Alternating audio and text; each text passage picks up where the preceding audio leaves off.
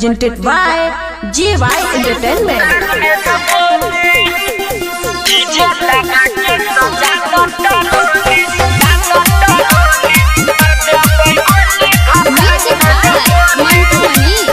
धड़कन recording studio Delhi.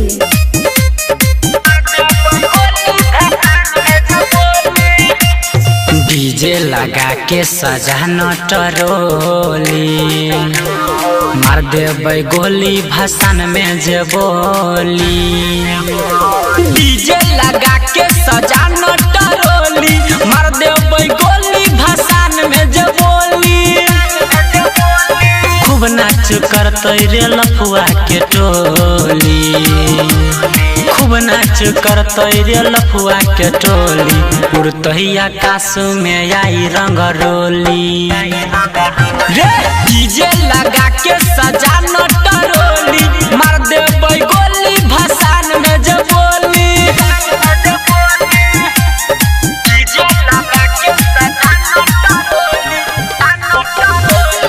धड़कन recording studio Delhi.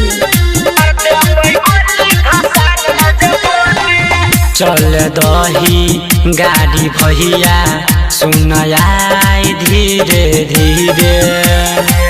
चल दही गाड़ी भैया सुनाई धीरे धीरे। मूर्ति घूमे बैरे आई सब टोली खेल लेबै आई हम पूरा रंगरोली।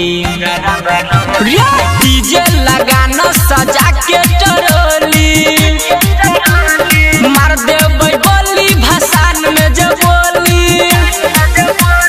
डीजे लगा के सजा नटरोली मार देबै गोली भाषण में जे बोली।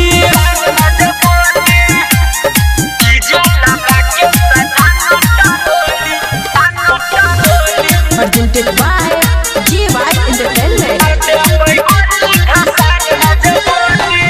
कहे रमन जी याद हब साल भर पर मैया एलै रे। कहे सोना कुमारी साल भर पर मैया एलै रे। धड़कन जितेंद्र रवि के चले टोली कहे प्रिंस आई मार देबै गोली रे। डीजे लगाना सजा के टरोली